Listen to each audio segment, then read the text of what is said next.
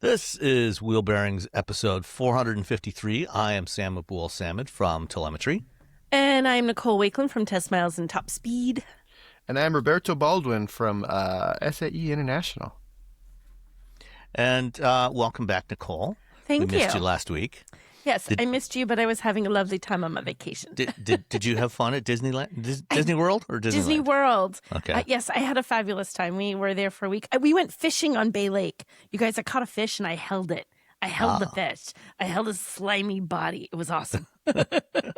Did you then eat it or did you throw it back? No, it's a catch and release, so we throw it back. But Okay. I caught the biggest fish of our little excursion. He was like 4-point-something pounds. And it was also, I caught the most fish. I caught 18 fish. Wow. Yeah.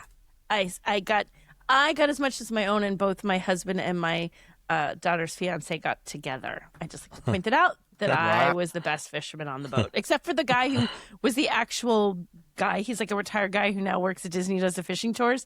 And it was funny. He's like, yeah, sometimes there's a lot of fish here. And he throws the rod out. I swear to God, the line hit the water. And he's like, bing, oh, see, there you go. I'm like, okay, fisherman. So was this like an enclosed stocked lake that was just packed with fish? No, or... it's actually, he said they're natural at this point. It's a huge lake, the Bay Lake, which is the giant water, like they run boats and stuff across it from the parking lot and stuff. It's a huge lake in front of Disney World that a whole bunch of the hotels are located around. It's actually quite big.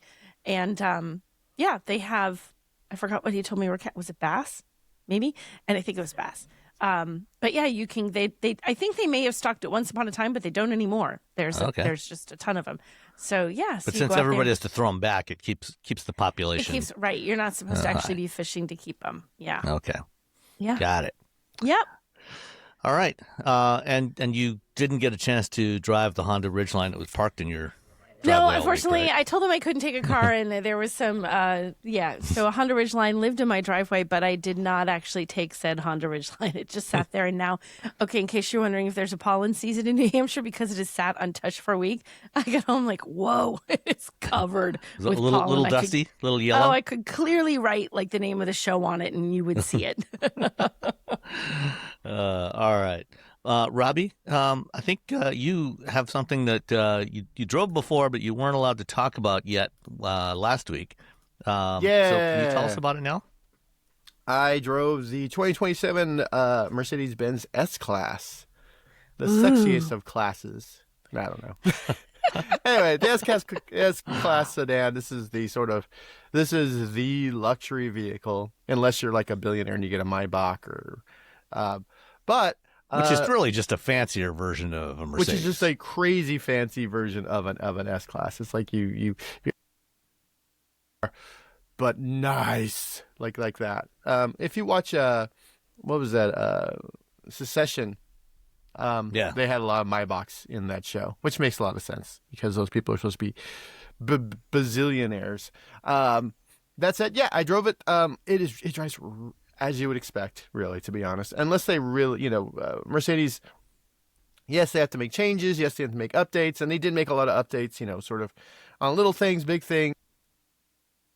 Today, they still have to deliver that S-Class driving and passenger experience. And they did. The front, there's a design update to it.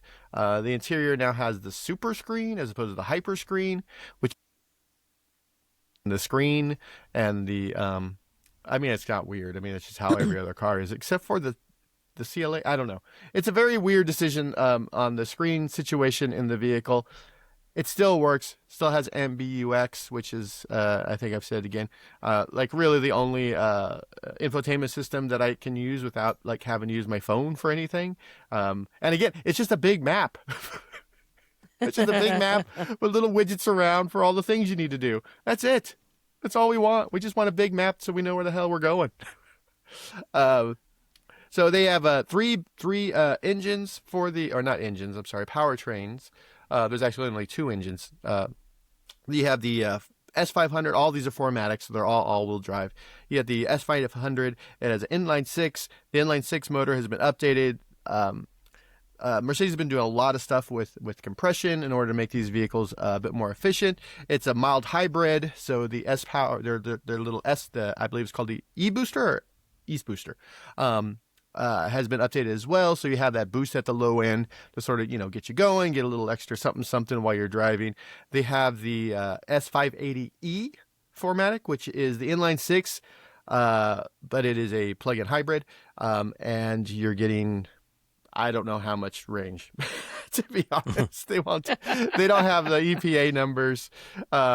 Probably a lot. It does have essentially a 22 kilowatt hour battery pack in there, so it's probably going to do pretty well. And it is. And then finally, they have the S580 4MATIC with the V8. And so they changed the V8. They put a flat crankcase. So they put a crankcase in there that is typically for like race motors. Flat plane crankshaft. Flat plane crankshaft. Thank you. And so but the problem with that is A, they don't sound as cool as a regular V8, and B, they vibrate like a son of a bitch. It's like dun, dun, dun, dun, dun, dun. So what they end up doing is they end up putting that motor in there to get that efficiency. It's on the Miller cycle, like like we saw on the CLA, and they've added little things to reduce the vibration, so the vibration is gone, and they changed the exhaust manifold valving, and so that it sounds like a V8. And I drove all three of these vehicles, and it sounds like a V8. It's got, I drove it on the Autobahn. Boom, it's ready to rock. It's ready to roll. It does really well, which means that there's actually three sort of flavors for the S-Class, to be honest. So there's the driver. If you're the driver and you're like, I want, you get the V8. You get the S580E. If you're buying this vehicle specifically just to take people around, you get the 580E. You get the hybrid, or the plug-in hybrid, because in E mode, in electric mode, it is so smooth. It's so nice. So if you're driving those billionaires around Manhattan, yes, right, you get the 580. Yes. You get the S580E. You get the hybrid. Yeah. You get the one it's smooth. It's nice. It has plenty of power when you need it. But most of the time, it's just a nice, quiet, hey, you want to sit in the back and take a nap because this car is not going to bother you. And then you have the 580, which is sort of I guess the Goldilocks. I don't know. It's the inline six. That's the one I drove most of the time while I was in Germany, driving the car. It drives really well. It has plenty of power. It's just like, hey, I have this car. I don't really need to spend the money for the V8. I don't always pick up people. So yeah, I think the 500, that's probably going to be the lease vehicle. Someone has it, they buy it, they drive it around, they put their family in the back. That all said, they've done a lot of stuff to this vehicle. They come with 4.5 inches of rear steering, up to, optional 10, I'm sorry, not inches, 4.5 degrees of rear steering. Inches. Well, depending on how big your tires are, you turn it 4 or 5 degrees, it could move it 10 inches. Yeah, and it does have the optional 10 degrees of rear steering. The Super Screen is like 14.4 inch, so it's big, it's fine. The passenger screen, I used it, and again, I think it's the same thing that every time I use a passenger screen is, okay, I did it because I have to. I know my drive partner, when they were driving it, I looked over to it and I couldn't see what they were doing, which is great. Nick Miles, Nick's like, hey, look at this. And I'm like, I can't, Nick. It's got the new generation of MBUX, which is, fine. MBOS, these, they're sort of software-defined vehicle software, which is impressive because they're kind of the only, Mercedes kind of the only people who have a software-defined gas cars. So they got that. It's a little bit more difficult versus an electric car, to be honest. Let's see what else. It also has that cool, they have their air suspension, which is great, but they also have this sort of cloud-based air suspension system, whereas if one Mercedes goes over a bump, it tells the cloud, hey, there's a bump in this exact spot, and then every other Mercedes primes, that vehicle for that bump or that pothole or that, whatever thing that's going on in the road. It's really difficult to sort of test that, though. Like, how do I test that? How do I know it's better than it wouldn't? Because we were all driving on the same, the same roads. We're all going over the same. So they need to like have you drive the road once and then wipe the cloud and then have you drive it again after they update the cloud. That was the only way. I was like, I don't. Or what they do is, they have you drive the road and then they go out and put a temporary speed bump there, and have you following somebody else as they drive over the speed bump and see if it impacts your car.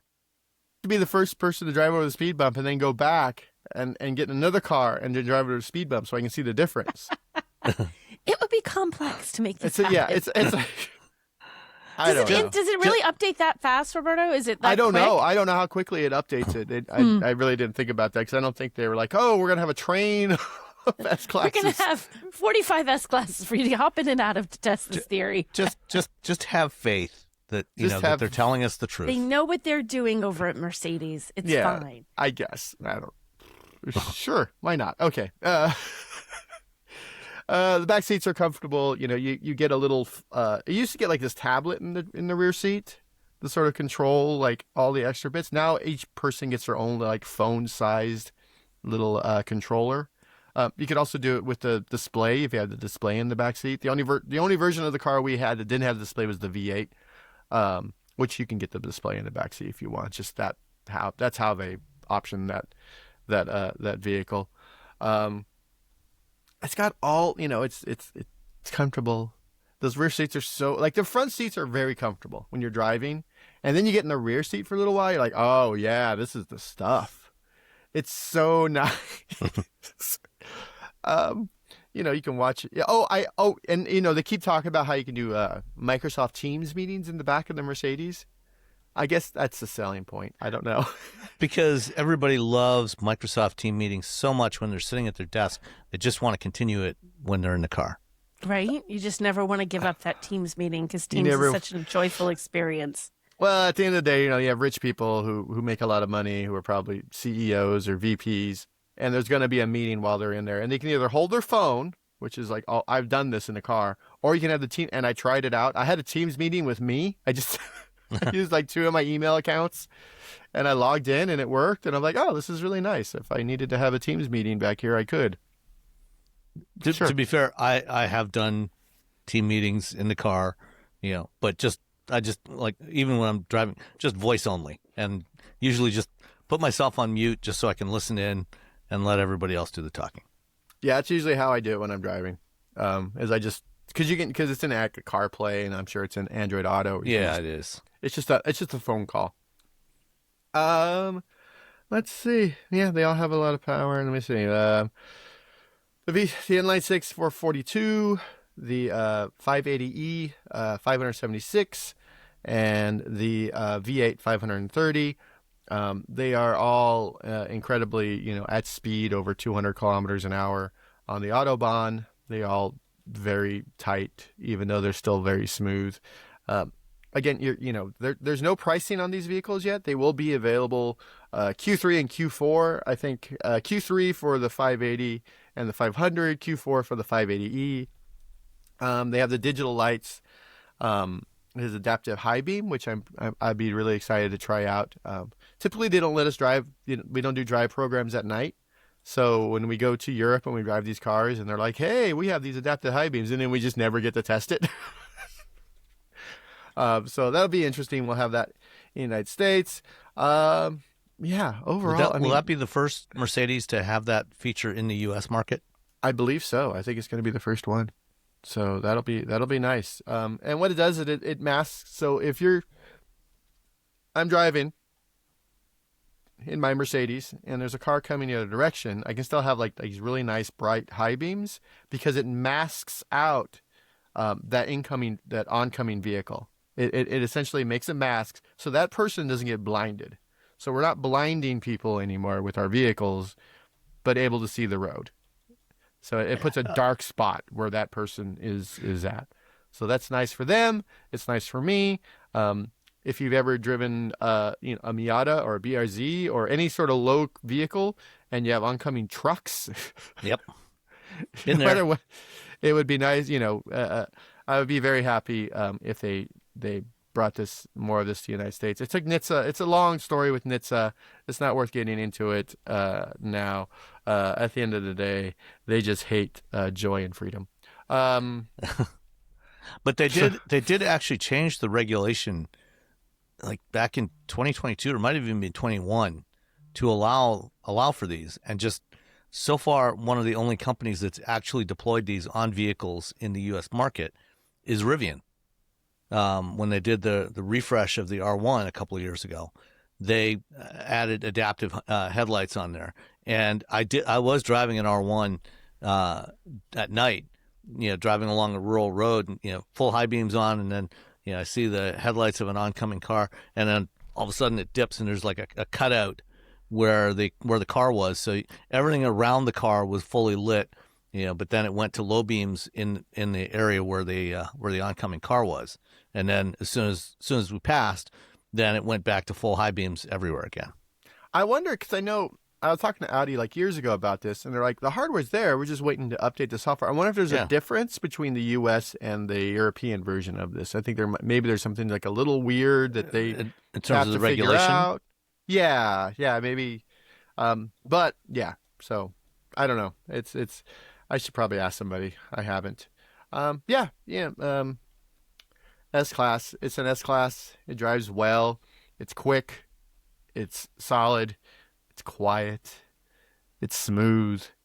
It's all the S-Class things. It's everything an S-Class should be.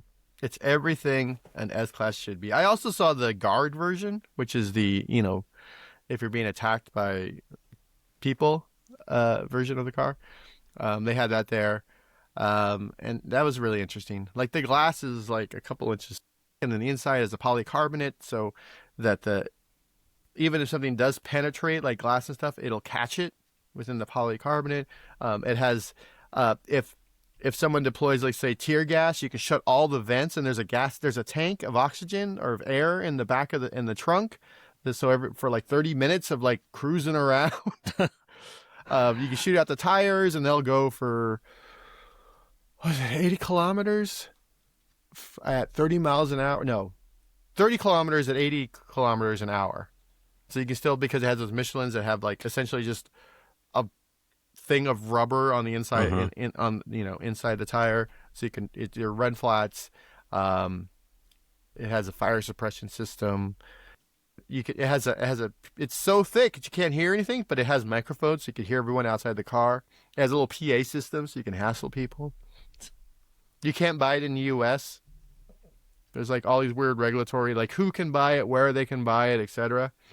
So yeah, it's interesting, but yeah, Mercedes-Benz Guard. Oh, cool. And it weighs so much that it's like 9.5 tons. That you have to get a special license. The Guard version. Yeah, you have to get a special license for it because it weighs so much in like Europe. Also, they will teach the driver how to drive it. You can go and take a class because it's so heavy. It's got the V12. So do you have to get a CDL to drive that thing?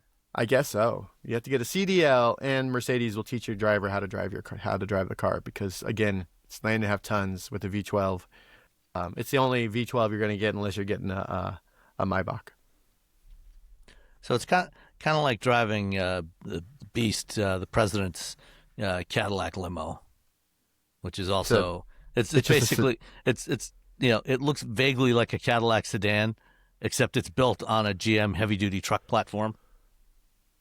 Yeah, it just looks like that thing looks like a tank. The S-Class just looks like an S-Class, and then unless you put the weird flags in the front, and then you're like, well, now we know. All right. Anything else on the new S-Class? Nah, I'm sure I'll think of something later, but you can you can look it up. All right.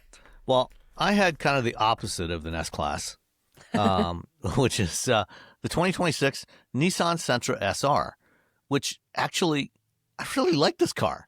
I've said this before, and it's still true. For a relatively affordable car. And there are not so many of these around anymore. That is affordable cars. The Sentra, is good.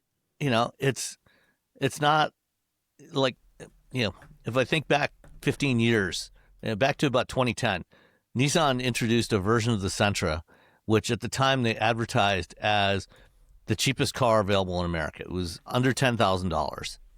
And this thing, it had no air conditioning, no radio in it, and manual crank windows.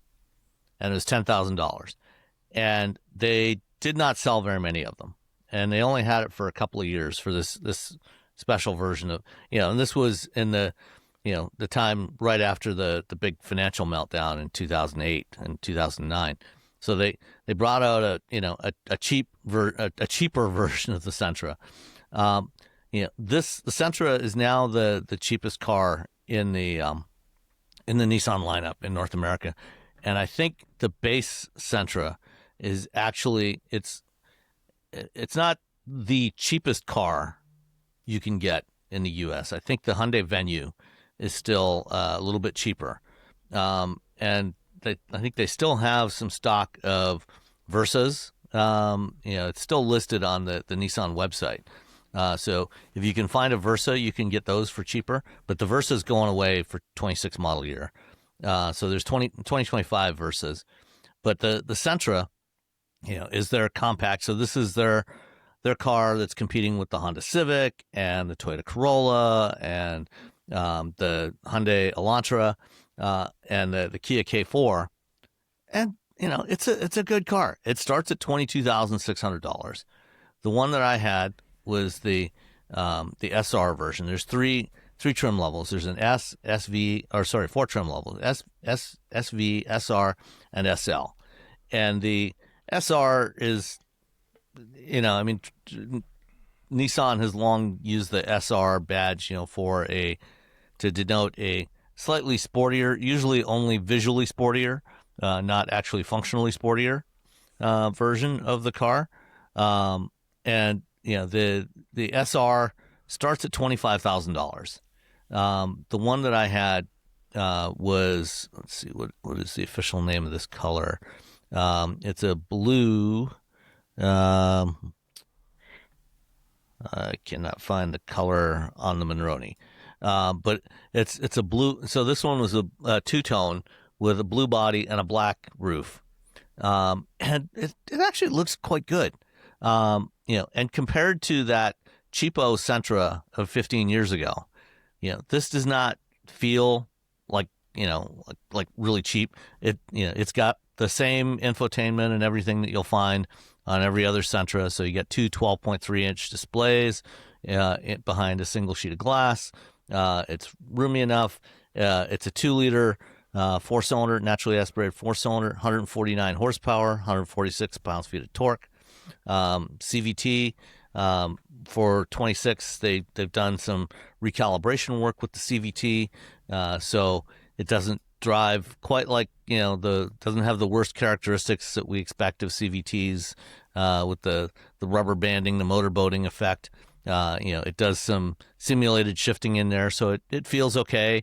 It's certainly not a speed demon, with 149 horsepower, but it's quick enough. It will easily, merge into traffic on the highway. It gets reasonable fuel economy. It's reasonably roomy, even in the back seat. It's got a decent sized trunk. I would personally like to, since it's a modern fastback sedan, I would like to have it as a hatchback, so you can get more stuff in there. But I remember last fall when they did the launch drive of this, they had one on display with the rear seats folded down and like a 65-inch TV fit in there, through the opening, no problem at all. So you can fit, big, long objects, just not too excessively tall, through the trunk opening. There's only a minimum use of piano black in here, a little bit around the shifter, and then a little bit around the volume knob in the center of the dashboard. The rest is various textures of non-shiny grays, a few different shades of gray and some black in there. when you touch it, it's most of the surfaces are hard plastic, but they're nicely textured, so it doesn't look super cheap. It's not like the kind of stuff we would have seen in the past where it's just like a completely untextured smooth plastic. So it's actually drives surprisingly well. It's got decent steering feel. It handles reasonably well. It's got good ride control. And if you're looking for some relatively basic transportation, if you want to buy a new car and you want a new car warranty and everything, and you've got a minimal budget, the Sentra is a really good choice. I would probably go with like the SV, which starts at $23,370. There were certainly lots of options on the one that I was driving, the SR. This one came to a grand total of $32,070, which by today's standards is still relatively cheap, although it's not the most affordable car. You want to take a guess at the destination charge? $1,295. $995. Nicole got it. It was $1,245. Oh wow! Ooh. Yeah. Woohoo! I I'm should on have fire said, after my vacation. I should have said $11.95 and then made then Sam do math. So this one, had the $2,300 premium package with the sport leatherette seating, 6-way power driver's seat. What else here? Bose premium audio system. A lot of stuff that you can probably make do without. If you don't really need it. $650 for the sunroof. Again, it's nice, but you can certainly go without that. So you can get this down, back, certainly down into the mid-20s, if that's where your budget can afford. It's rated at 32 miles per gallon combined. I was averaging about 30 over the course of a week, so not too bad at all. So like I said, if you're looking for some affordable, basic transportation, with a new car warranty, the Sentra is actually a really good choice to consider. I would like to see a version of this with, say, the e-Power system at some point. But for now, it's not bad. You can do all right with this. Very cool. Yeah. All right, let's carry on. So, Robbie, you actually just bought a new car. I bought a car. I've never purchased a new car. This is our first new car. Both my wife and I. We've never purchased. We've leased new cars. Is it really? This is the first time? Wow. First time we ever bought a new car. We've purchased used cars. We've leased new cars, but we've never bought a new car. And after 2 years with the Ioniq 5, we got an Ioniq 5. There you go. So our lease Awesome. was up. The deals are very, very good on the Ioniq 5. We paid, and gas is very, very expensive in California. Gas, yeah. We have the infrastructure. We have charging on our house. We have, it just makes sense. We don't like paying for gas if we can help it. So yeah, we got a 2026 Ioniq 5. It's got the rear wiper. It's got some other things that make it better, more range, more power. Got a J3400 charge port. Yeah, it's got an AX charge port. It comes with the CCS to NAX and the AC to NAX adapter. It's got all the bits. It's a color. We got the digital teal. What color? Is that the really crazy bright one? No, wait, I gotta look not, up digital it's teal. It's kind of like a dark teal. Like a dark green. Oh, that's pretty. I like that. It's not really teal though. I don't know what. Honestly, it's kind of blue. I mean, I guess teal kind of is like kind of a blue green. Yeah, it's like more like you look at it in the sun. You're like, oh, greenish. Actually, as I read what AI came up with when it gave me a picture of it, it's a unique color-shifting metallic paint with striking hues shifting between green, deep teal, and this is my favorite part, a sinister gray. Sure. Just love AI. what's interesting is that we went to our local dealership, and they know me, they know what I do. But was it Handless Hilltop Hyundai? It was. I mean, we're a pretty easy sell. I've driven a car. I know everything about the car. But yeah, they're always like really nice. It's like the one dealership I've ever been to where like both the service center and the actual sales department are actually nice people. Like the guy who runs the place came by and like was chatting with us, was really nice. And so yeah, Joel was like our sales guy, and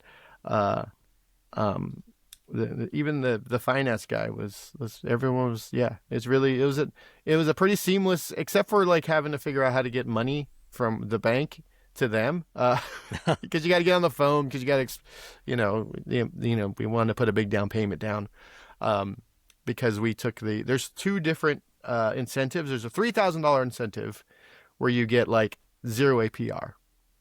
Cool, right? And there's an $8,700 incentive where you have to pay an APR. But our plan is like, whenever I do, I have the job at SAE, but I'm allowed to do freelance. Anytime I do freelance, I just throw that money at the car. So the car is actually, it's cheap, quicker than we would if we did it the other way. And the differentiation between having the paying for that APR versus the having 0 APR is like $2,000. So as soon as I pay more than $2,000, we're already ahead.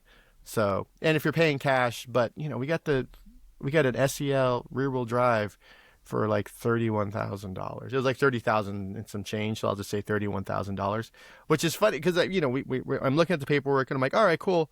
And then I remember I'm like, we're gonna have a $35,000 Model 3, and it's gonna be this and this and this, and it's gonna be. And then I realized I'm like, wait, we have that electric car now. That whole. Yeah. That whole like, well, yeah. Maybe it'll be 35, maybe it won't. This is without incentives and stuff. Hyundai put some pretty deep, without any federal incentives.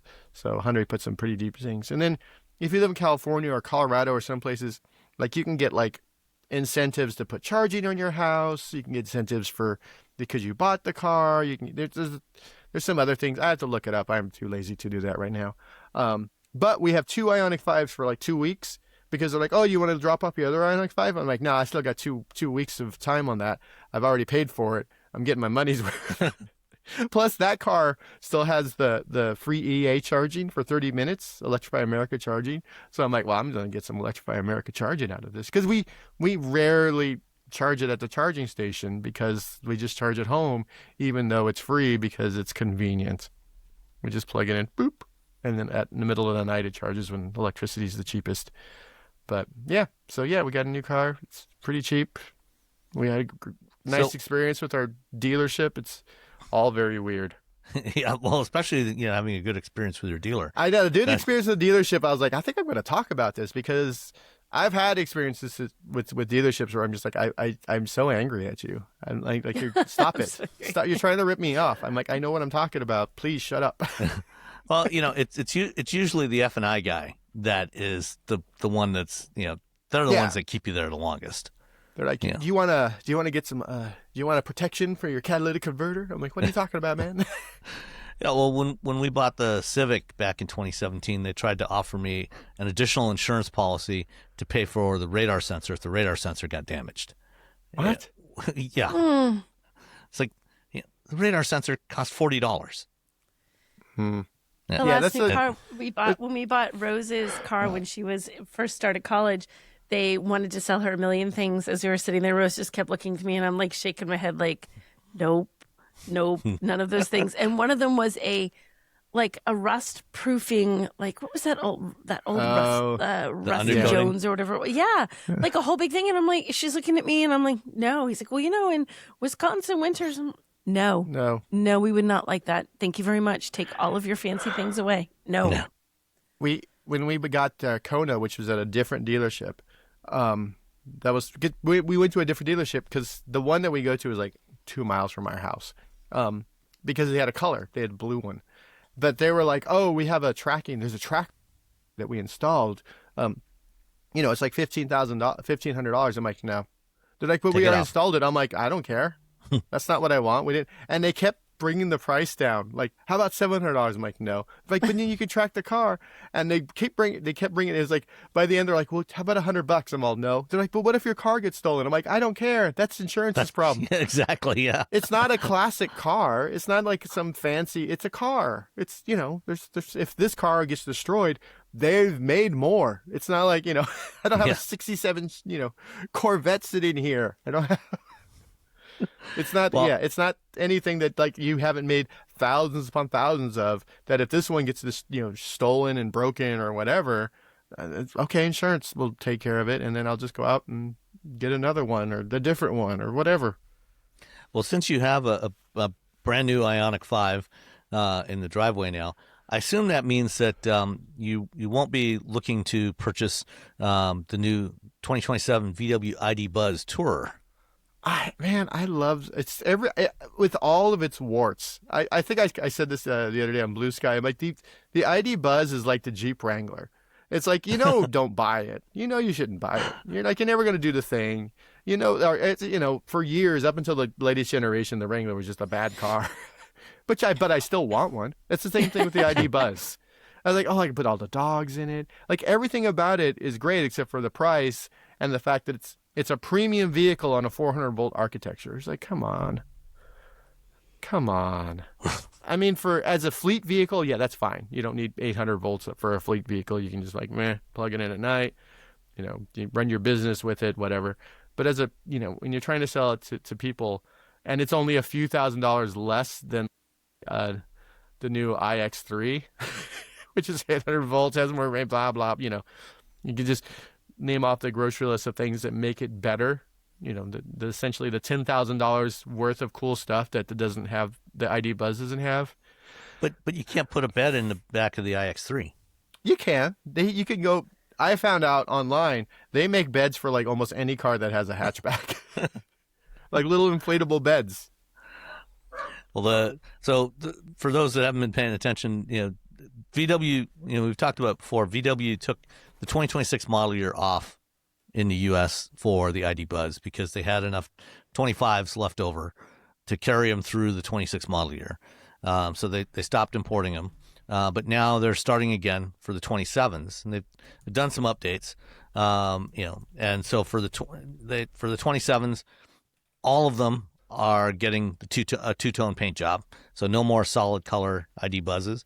And there's a new trim level called the Tourer, which comes with a fold-out mattress and a platform. So when you fold down the second and third row seats, put this platform and a mattress on there, and it's also got shades that you can put on all the windows, and you can use it as a camper.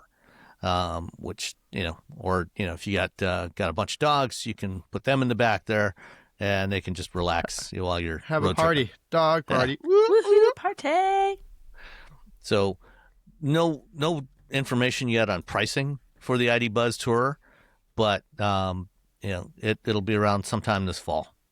And but what's nice is have a camping mode or something that they've added to it. So previously on the ID Buzz, if you wanted the car to stay on, you had to buckle the driver's side seatbelt. You couldn't just get out of the car and get in the back and have it on. It would automatically turn off after. It would just turn off. Yeah. So you had to buckle the seatbelt in order to keep it on, which was what are you doing? I should have a camping mode or something. If you're selling this vehicle as this all-encompassing sort of fun utility vehicle, and then you immediately no, we're going to turn that off as soon as you get out of the seat. We're going to turn it off for every second you step out of the seat. I can imagine that being super annoying. If you're loading up, if you've got you're trying to load in the car, and, oh, I forgot this. You run back. That's got to be annoying as heck. Yeah, it drives me crazy. It turns the vehicle off. One of the things I learned with I'm sure the new one has the same thing, but with the Hyundai, you can't lock the doors if the car's on. So I couldn't leave the dogs in the car with the air conditioning on and lock it. So what you have to do is you turn off the car, you lock the car, and then you could turn on the air conditioning or the climate control. Yeah, you use the remote start.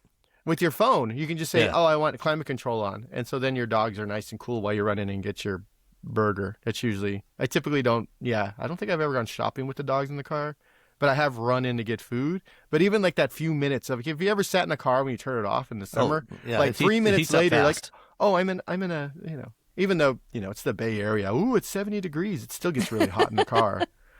It does. Yeah, well, so you turn it off, turn the air conditioning on to blast it, and then you come out and they're all like staring at me like, where you been?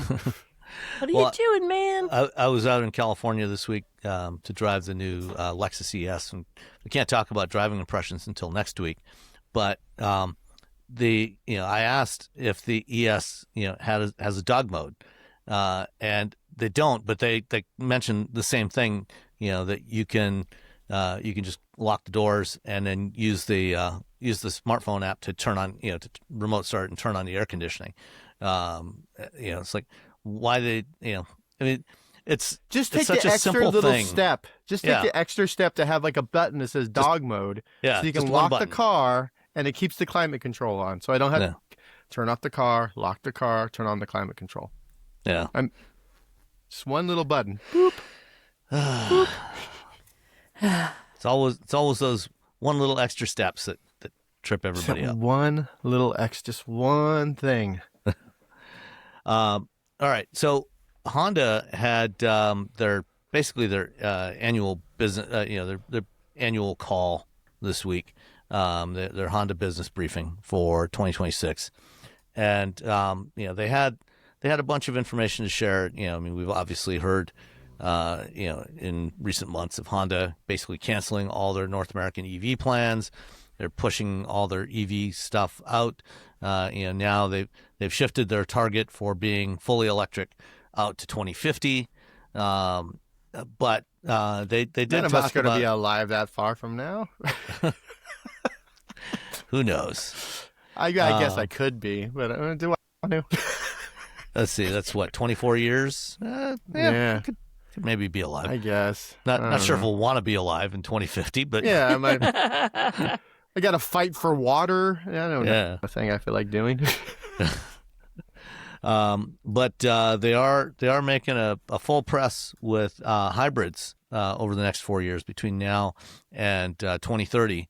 So by the end of their 2030 fiscal year in March of 2030, they are planning to launch 15 next generation hybrid models globally. And most of those are going to be here in North America. When I was over in Japan last October, had a chance to drive one of the prototypes with this, and it was really good. And so it's basically an evolution of the current gen hybrid that you have in the Civic and the Accord and the CR-V, which is mostly a series hybrid, but has a clutch to couple the engine to the wheels at higher speeds, at highway speeds, for a little bit better efficiency. The next generation one has 2 sets of gears and 2 clutches, so that it expands the range where it can do that. But it's still going to be mostly series hybrid, so mostly running on electricity, like a Nissan e-Power system. And probably the first models to get that, they showed 2 prototypes. The Honda hybrid sedan prototype and the Acura hybrid SUV prototype, which are basically previews of the next generation Accord and the Acura RDX. So the current gen RDX already went out of production in the last month or two in Ohio. They built ahead, and the new one should be coming sometime in 2027, I think. I think in 2027. And then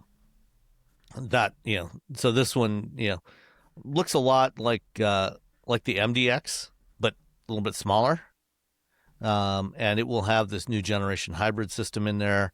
In 2028, it's also getting Honda's next generation ADAS system, their driver assistance system. And we haven't had a chance to talk to Honda about this yet, but presumably this is the system that they were developing for the 0 Series. And so we may see level 3 coming to vehicles like the RDX and some of the other models in the next few years. Both these cars seem very angry with me. Angry? They got very sinister. Sinister. As sinister as the sinister gray? They got sinister gray vibes. They got Like the sinister front, gray vibes. you look at the lights, they're like, yeah. Yeah.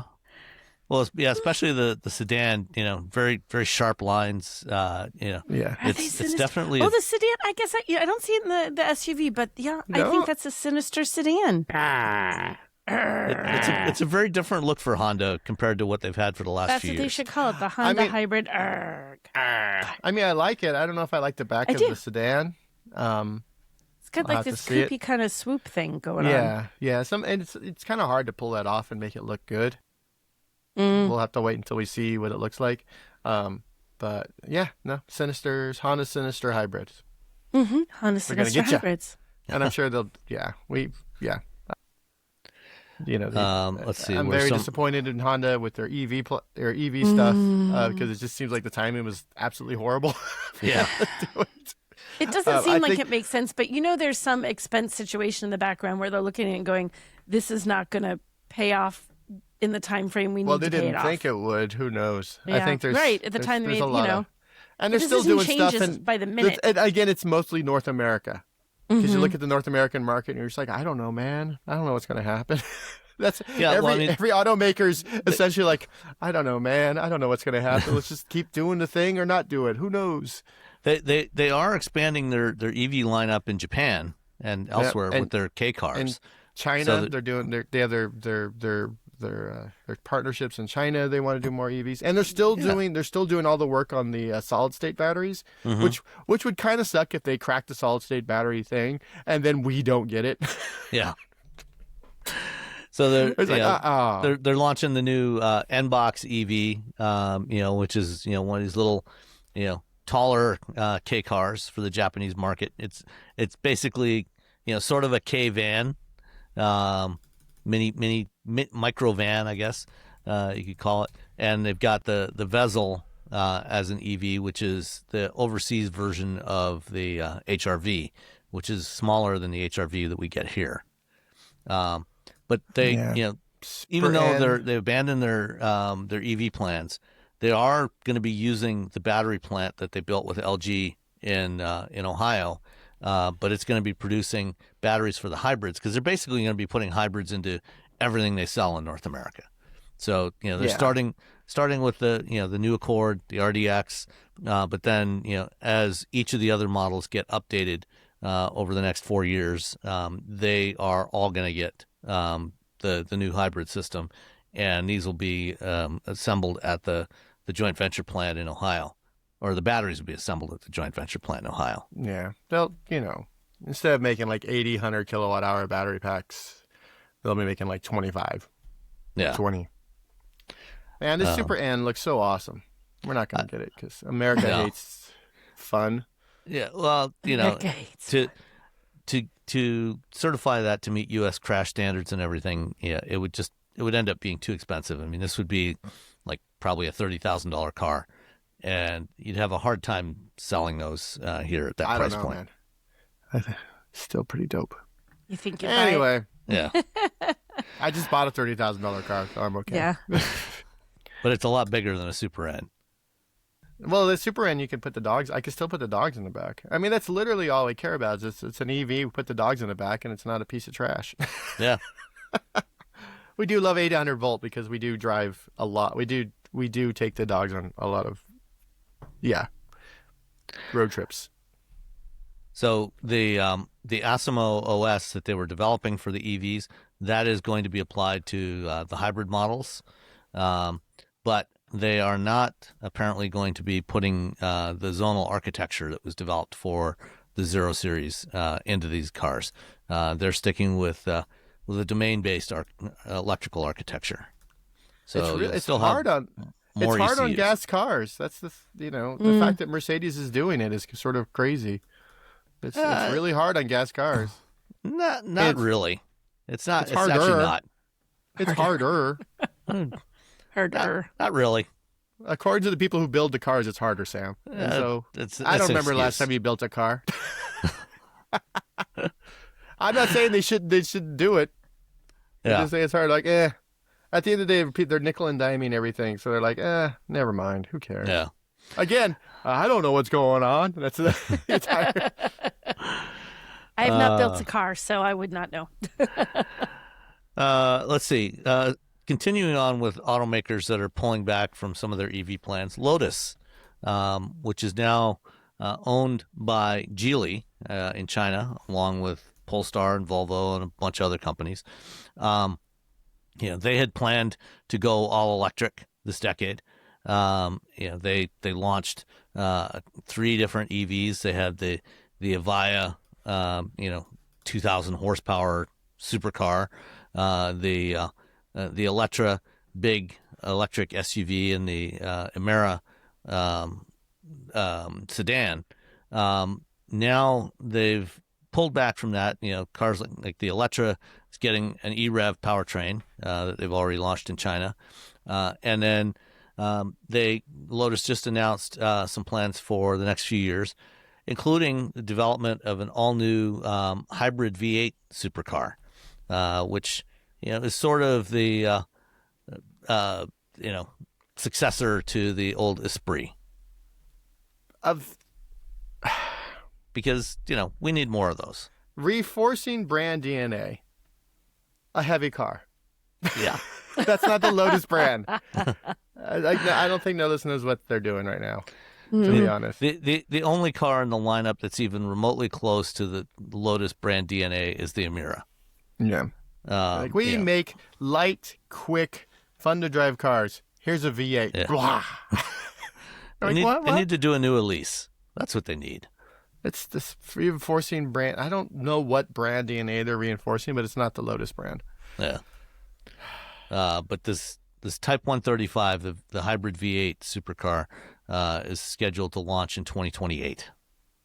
Oh, we got lots of time. Years from now. Who knows what's going to happen between now and then? I remember having conversations with them about their EV stuff, and I guess that all went out the window. Because now we got a giant hybrid V8 supercar, which again, just going to throw, okay, sure. If you want to be Aston Martin, go for it. But it is a 900-volt hybrid for whatever that's worth. Okay, cool. Cool, neat, yay. Cool beans. So Lotus is targeting about 60% plug-in hybrids and 40% BEVs by 2030. All right. So cool. We'll see. 40% BEVs. Let's see. I like how many cars they sell a year. 12, 13? At least, yeah, maybe 20.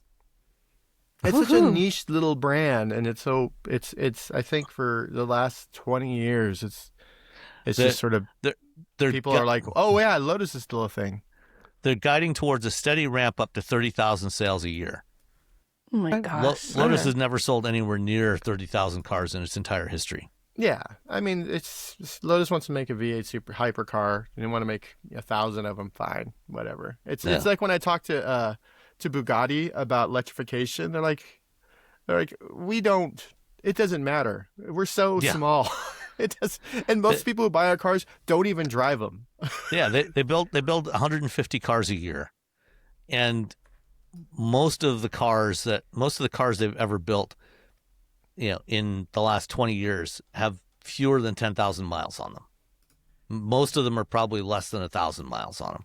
People buy them. They'll buy them. They'll sit in the garage, and they'll maybe get like 100. Who was I talking to? I don't know. Someone important over at Bugatti. I hope they're not listening to this. They'll be like, "What the hell, man?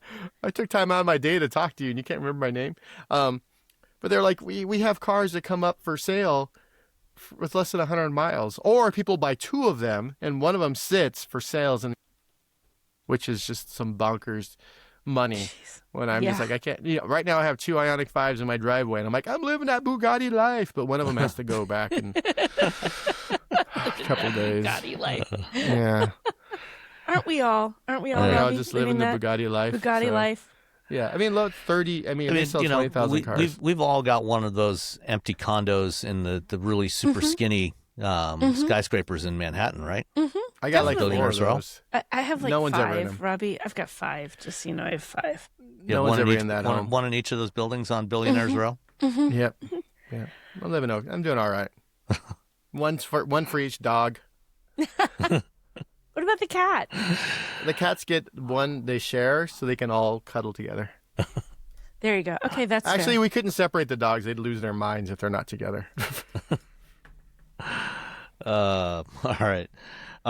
Let's stick with EV for a few more minutes. So Tesla is they've started testing supercharger wait lists. So Robbie, have you ever had to wait in line at a supercharger?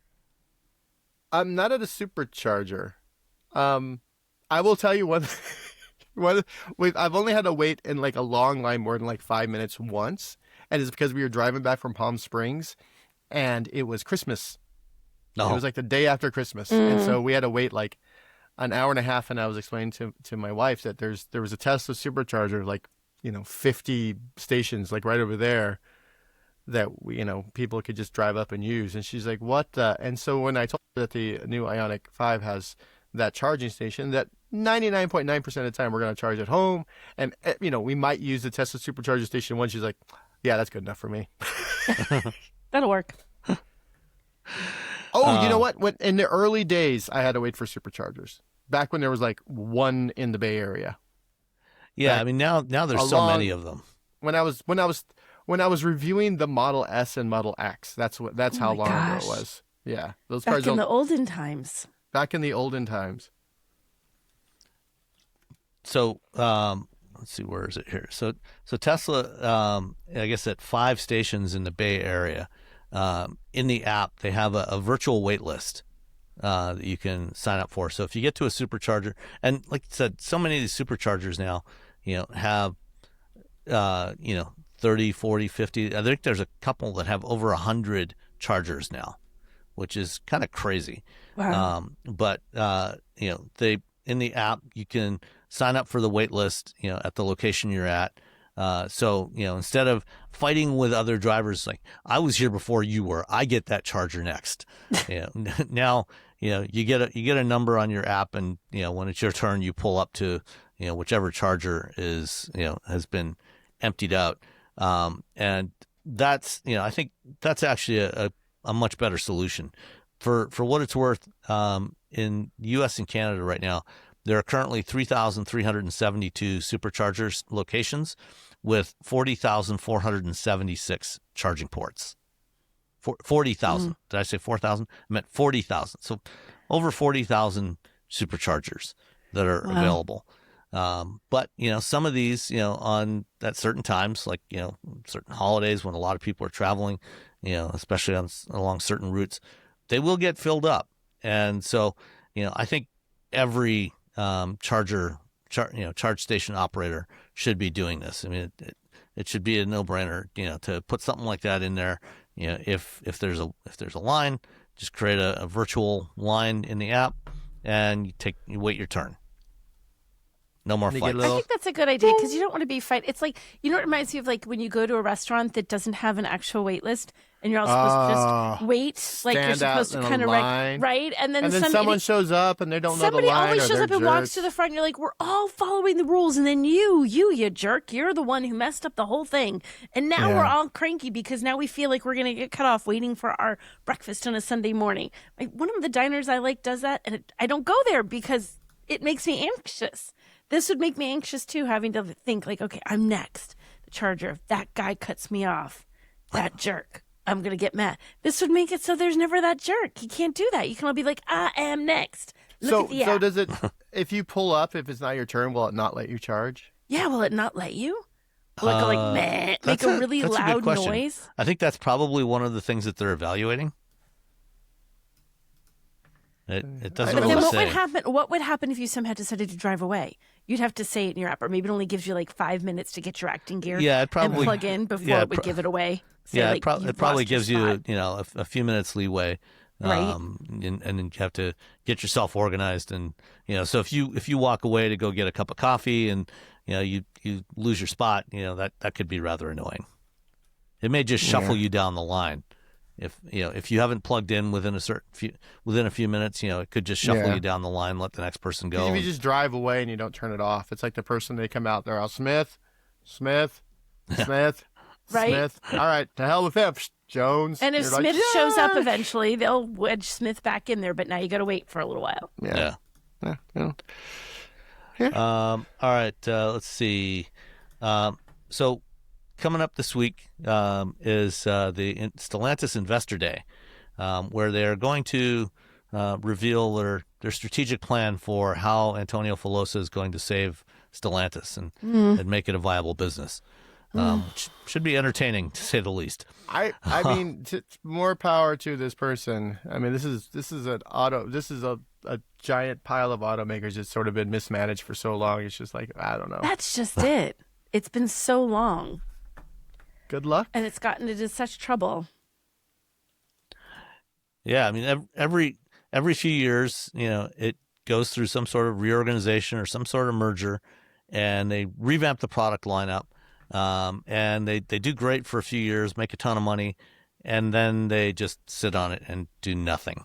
And or bring back the Magnum. That's all I'm saying. Yeah, That'll save everyone. That would not be the worst idea in the world.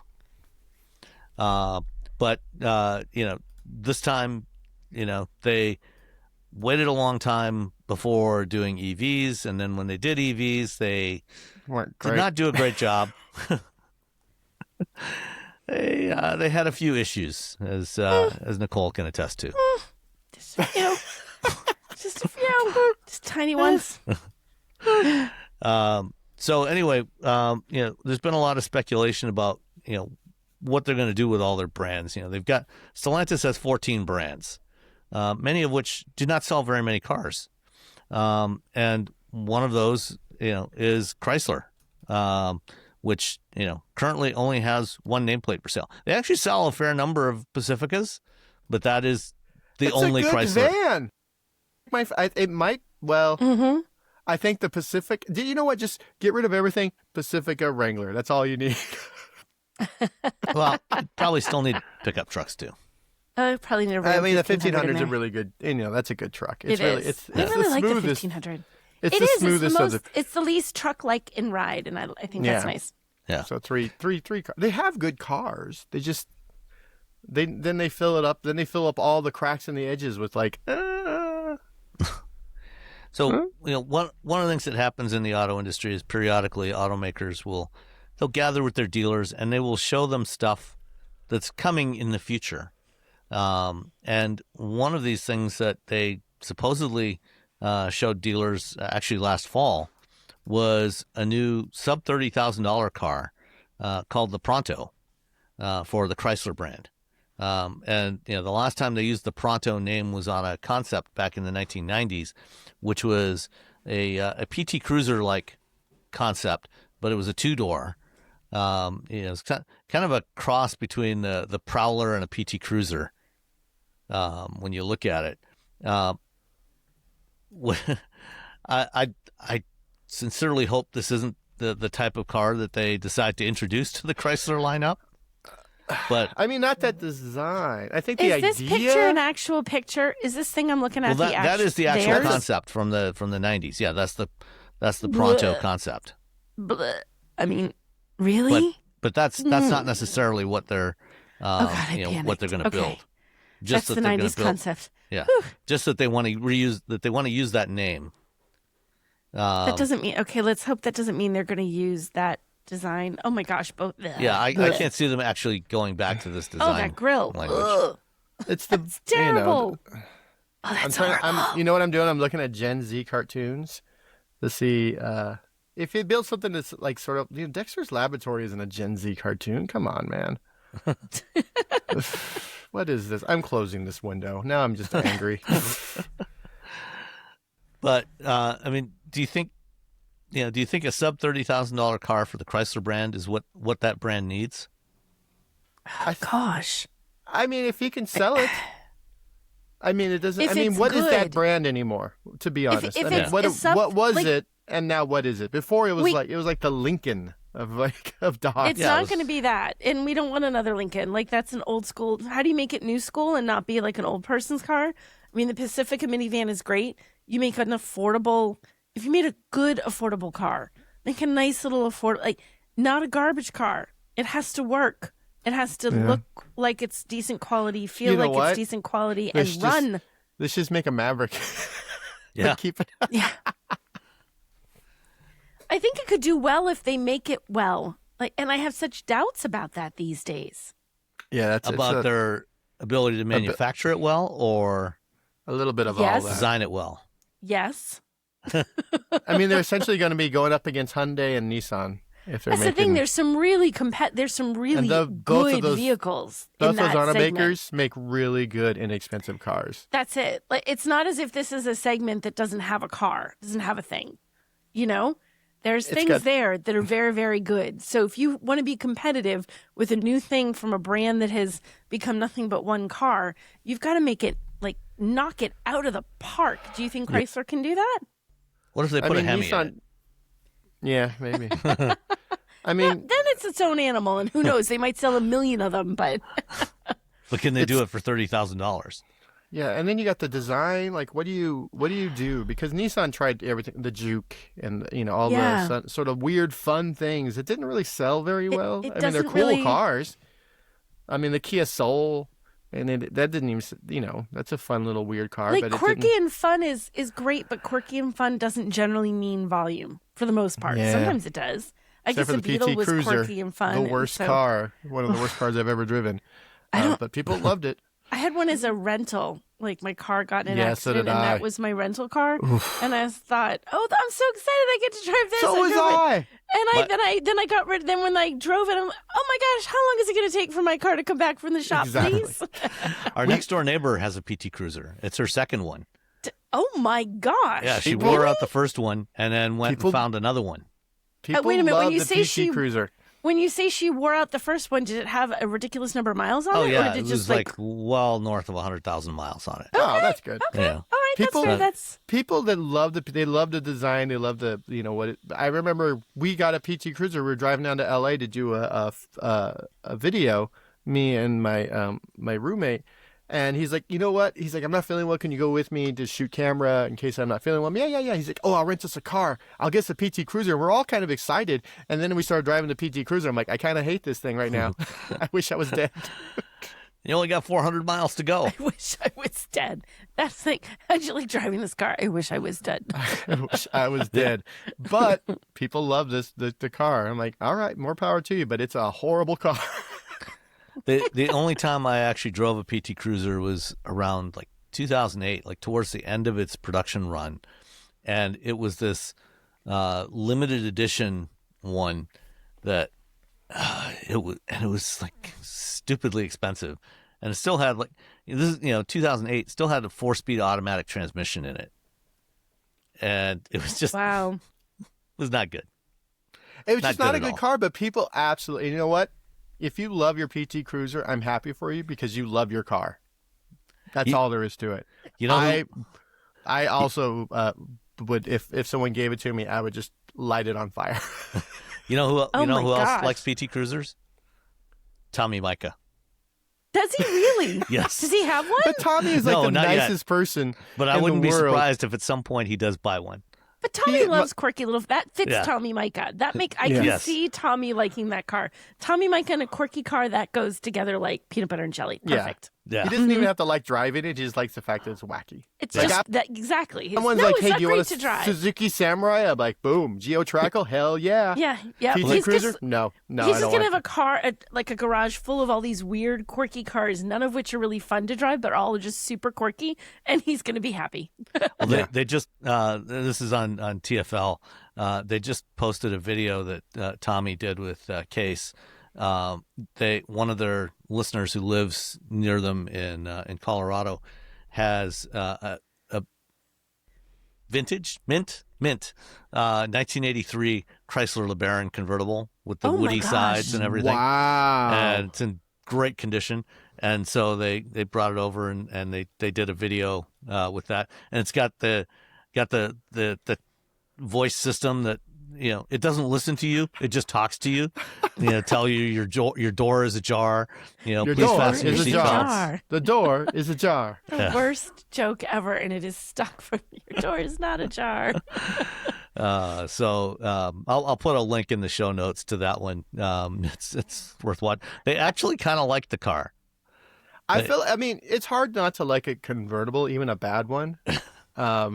We had one of my husband's dearest friends had like a turquoise colored one. It was like a turquoisey kind of colors, I remember. And Craig drove that thing forever. Like, he drove it into the ground. It was done when Craig, he loved it. He absolutely loved that car. Well, Frank Marcus used to have one. He and his husband had an 84 LeBaron wagon with the turbo 4-cylinder. And they bought that one because that was one of the cars that Frank worked on as an engineer when he worked at Chrysler in the 1980s before he became a journalist. Wow. So they had that one for about 3 years before they sold it off. The last Chrysler LeBaron convertible I saw on the road was in Switzerland. Like a K car LeBaron? Yeah. In Switzerland? What? Yeah. That's bizarre. It was like parked alongside the road in not in Zurich. We're like, what the hell? How did you get here? Exactly. All right. Let's move on to Toyota. So first off, did you know that Toyota actually sells a version of the Corolla with a manual transmission and no radio? Cool. No. I mean, here, where? No, it's in Japan only. That makes sense. It's for driver training. This is the driver training model of the Corolla. Could you just get one? I bet people would love that. That's the cheap car you need to have. Make that thing. Chrysler, make that, but yours. That's just a slate now. I can just build it a slate.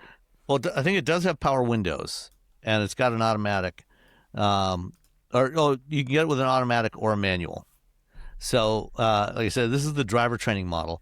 So it does come equipped from the factory with the second pedal on the front passenger seat, the second brake pedal on the front passenger seat, so that when student drivers do something really colossally dumb, the instructor can slam on the brake pedal and bring the car to a stop. And then also, in place of the radio, because the Corolla's got kind of the stand-up tablet display, radio display in the center of the dashboard.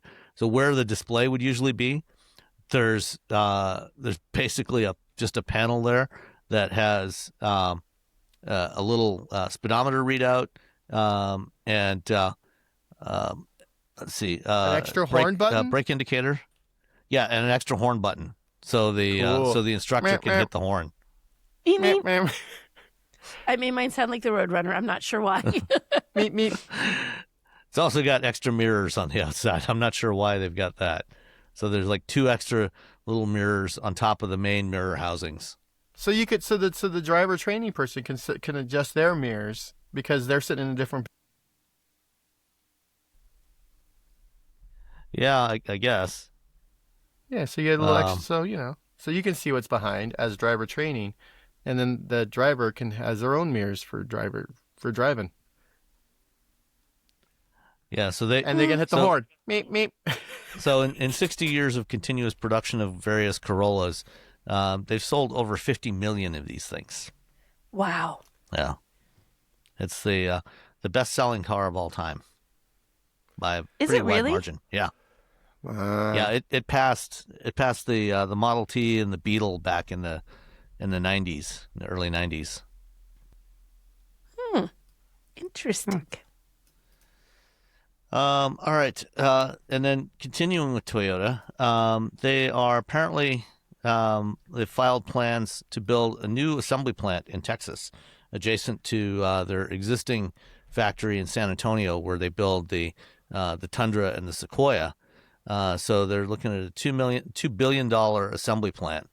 No indication yet of, they're calling it Project Orca, but there's no indication of what they're going to build there. Project Orca, they're building a whale. Yep. Yeah. So this would be, if it gets built, it would be their 6th assembly plant in the U.S. There's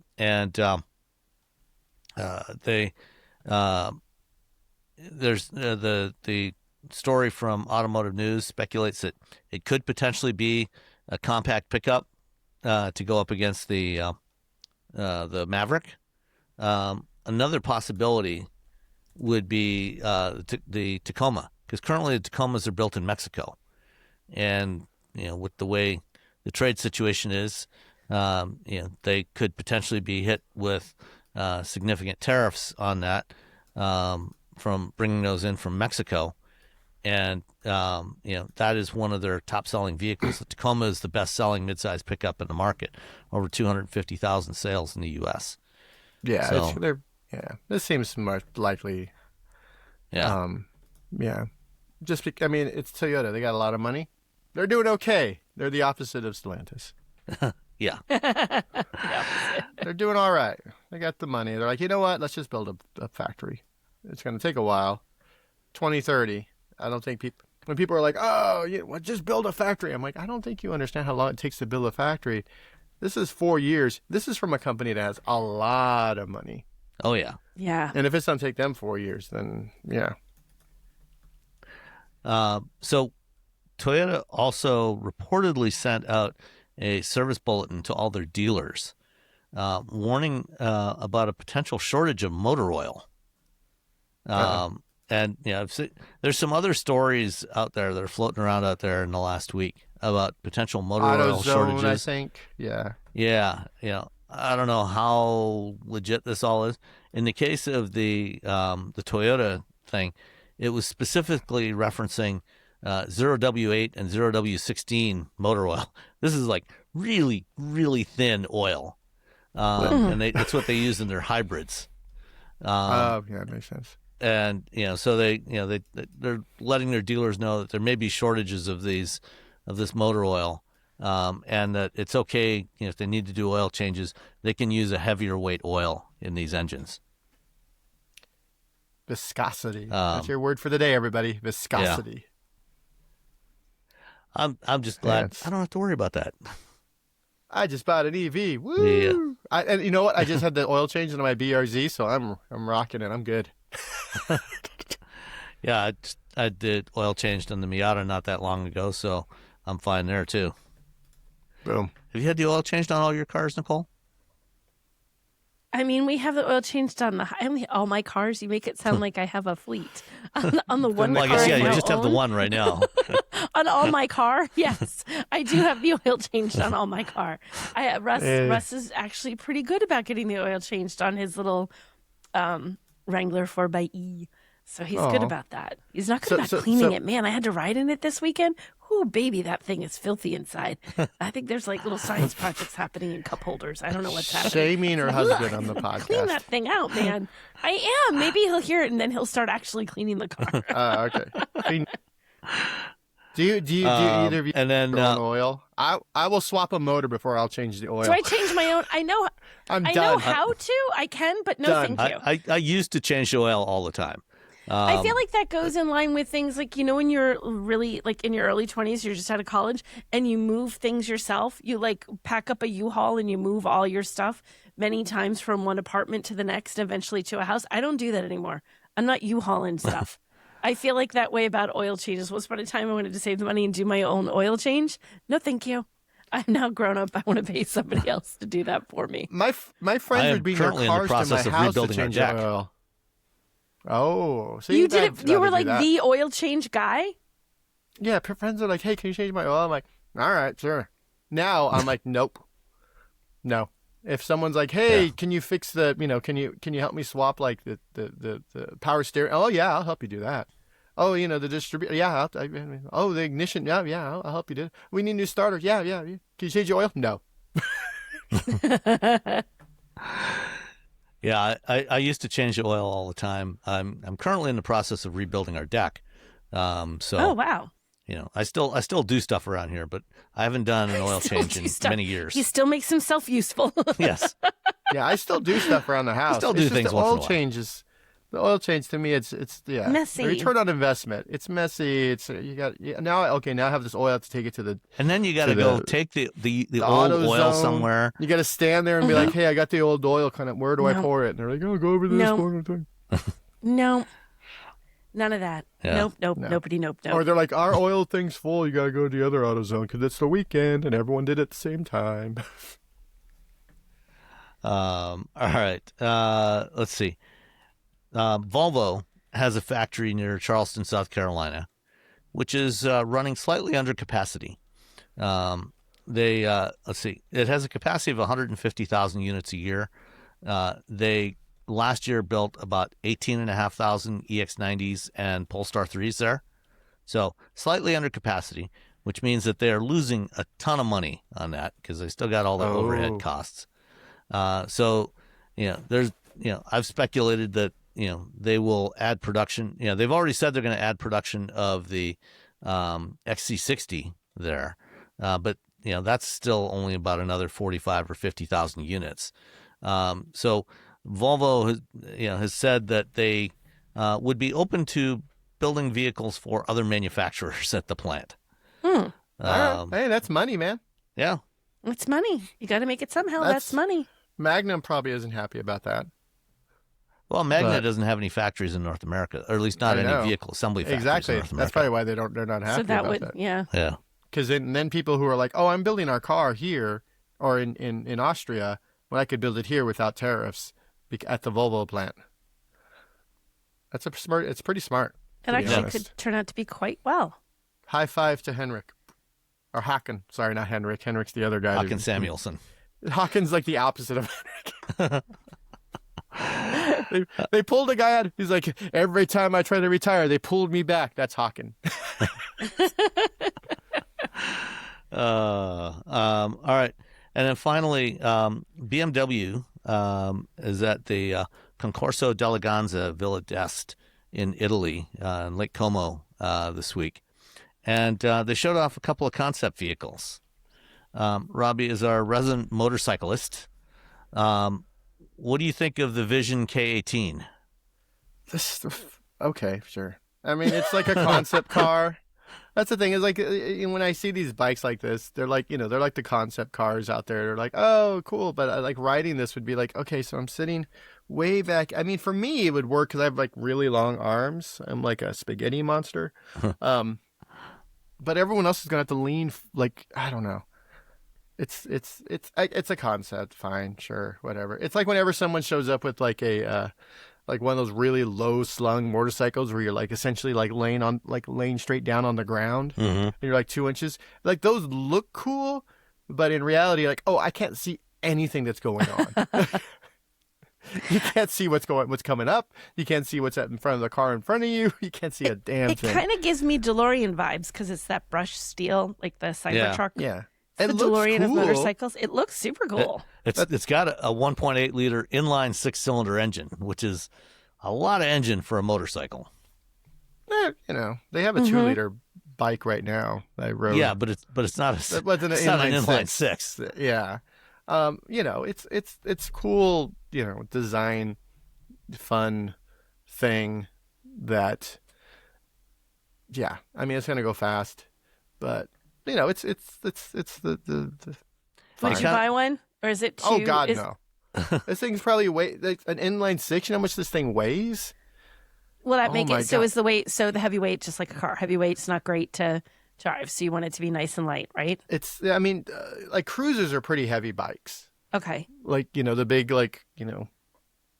cruiser bikes and choppers and stuff. They're heavy bikes. But this thing's going to weigh way more than that because the size of the motor. And so now you have all this mass. And so, if you look at, you got that braking issues, turning, like when you stop, and this you need to make sure you better have your feet your feet down on the ground as soon as you come even close to a stop. Because if you ever lay this thing down, well, that was into that.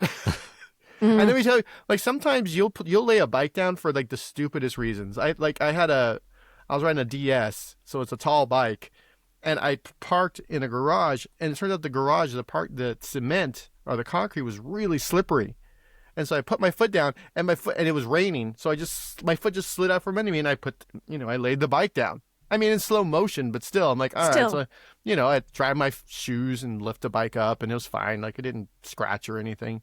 This thing, you got to call like some friends, get a crane. Hope there's a construction crew across the street. Be like, guys, yeah. I need you for a second. Again, it's a beautiful piece of art. It's a beautiful, it's a kind of a cool concept. But at the end of the day, there are people who like, I love this bike. I would buy this bike. That's not me. I'm very, I have a very, the big cruisers, I'm like, it's just so much weight to be hauling around. I can be all blah, blah, blah, blah, so I can make that noise. I don't need that. What's that noise again, Robbie? Kind of reminds me of the Dodge blah. Tomahawk. Okay. Which, was a concept bike that they built, that Chrysler built back in 2003 around a Viper V10 engine. Yeah, it was sort of ridiculous. I mean, that thing, it was the same thing where you're like, oh, look at me. I'm like, you're laying down. You're so close down to the ground. I'm like, okay, so now you got a V10. You're going on an incredibly quick, fast bike, but you can't see anything. It's if you're out in the salt flats, cool. If you're on the road, I don't know what's going on. What's coming up next? Who knows? I just ran over a box. Now I'm dead. And the other concept that BMW showed is the new Vision Alpina Coupe. So Alpina was a brand that did custom versions of BMWs for many, many years. They're basically more luxurious versions of conventional BMW models with more performance too. And last year, BMW acquired Alpina and brought them in-house. And now they've done this Vision Alpina Coupe, which it's a big two-door coupe. I don't know. I mean, just when BMW was getting away from the massive kidney grills, they bring it back on this thing. I like everything about this except for that huge grill, which is a pretty signature thing. But like from the profile and the back, it's gorgeous from the back. But I don't like that really angular and really aggressive. It's too much. I don't know. What do you think? You like it? I think BMW broke me. So now I'm like, oh, that looks nice. Looks fine. I think for an Alpina, for the size of this vehicle, for what this vehicle is, I'm fine with the giant weird grille. Okay. Alpina used to make typewriters, and they also have a wine. What? They also have a wine cellar. I went to Alpina like years ago. How do you even know this? I went there. Oh, okay. I went to Alpina like years ago on we drove to Alpina, and then we went to Lake Como for the Concorso, the Eleganza. It was really hot. They didn't have air conditioning, but they had a wine cellar, and we all ended up hanging out in the wine cellar. But they make typewriters. I mean, in profile, this thing looks great. Yeah. The profile is great. It's a really pretty vehicle, except for that one whole front thing. Yeah. Okay. I just don't like the fact there's no buttons inside. Yeah, well, they're starting to do that on all the BMWs. Is there a significant lack of buttons? Dang it. I know. Oh, the S-Class, you can get it. It has, you can control the vents with your screen, but also with your hands. Oh, there you go. So they figured it out. Oh, so you can do either or. It's your choice. Either or, yes. Whatever level of comfort you are, whatever you feel like doing. Comfortable with. Okay, I'm fine with that. Yep. All right, let's respond to a couple of listener emails. Okay. The first one came from Glenn. It says, big fan of wheel bearings, especially given Nicole's Jeep adventures. I thought you would find the linked YouTube interesting. I think she may have gotten off easy. And so, Glenn, I went and watched that. Just like, wait, this is directed at me. So this poor woman had a Grand Cherokee 4xe that in the middle of the night decided to have a thermal runaway issue with the battery, and it started smoking and popping. And there's video there, and the whole fire department is out there. Like her poor little cul-de-sac or whatever in her neighborhood has like just lined with fire trucks. They had to push it out of her driveway, and you see this. There's to be a dozen firefighters in full gear because you don't know what's going to happen when a battery does that, pushing it out of the driveway. But so there was some drama with it because it was the recall for those, because it's the same recall that was at the Wrangler 4xe that we still have, was that you were not supposed to plug it in to charge, which removes the central reason why you buy a plug-in hybrid, and it affected all the 4xes, huge number of vehicles, and it was an issue for ages and ages and ages. And she did have it plugged in, which technically they tell you you're not supposed to do. And I guess shortly before this, because we've all been waiting forever for battery fixes for this, the dealership had called like in a matter of weeks, we have your battery. Okay, I can't do it like today. I've got work stuff. We'll schedule it. And in that time, that's when the thermal runaway happened. So I guess there's some consternation about how Jeep people are going to handle it and how the dealership or her insurance, I guess I should say, is going to handle it.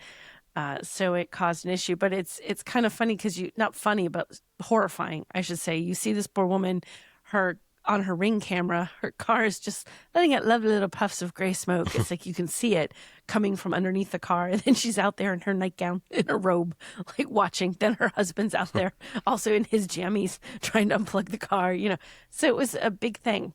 So, yeah. Yeah, mine did not burst into flame, my Wagoneer S, thankfully. It did everything else but before I got rid of it. It just died. It just died. It said, you know what, I'm done. I've chosen not to do the work of being a vehicle that moves. Although I did learn something in this video. So the video, you should post the link, Sam, because it was a guy who is a former firefighter, is a firefighter. I forgot which now. But he talks about how he's still an active firefighter. Still active. And in it, he talks, I did not know this until he mentions it in the course of when he's talking about the video and what happened. And you can see the gray clouds of smoke coming out from it and poofs from underneath the vehicle. And he actually talks about how it has like that smell of a battery. And I've never smelled a battery go into thermal runaway like that. I don't know what it smells like, but he said it's very distinctive, especially if you're a firefighter. You're like, oh crud, like you know exactly what that smell is.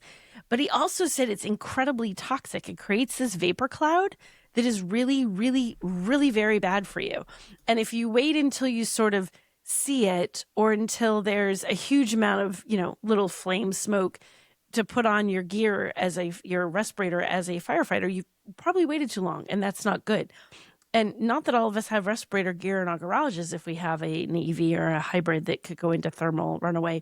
But I thought that was an interesting note just in general. You don't want to be close to the car anyway because it can catch fire, but you want to stay away from it and not be breathing that smell. I mean, it's logic. You don't want to just breathe in smoke, but I think you'd think if you're smelling, you're like, oh, a little bit of smoke. But that vapor cloud is incredibly dangerous, apparently. It's really, really bad for you.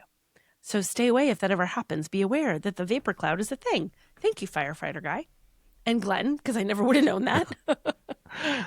All right. And then from Leof Win, I think. I'm sorry if I'm mispronouncing that.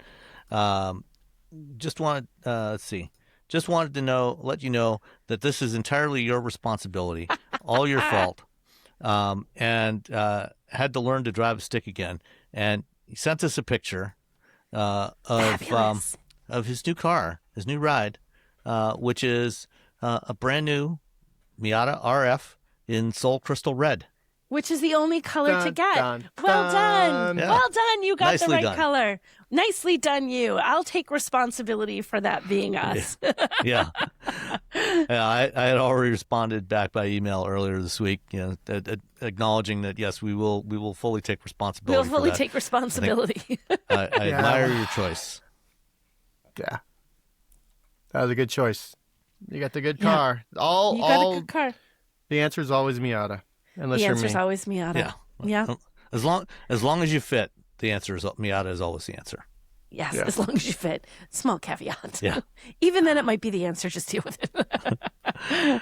All right. Well, thanks everybody for listening, and we'll talk to you next time. Bye, everyone. Bye.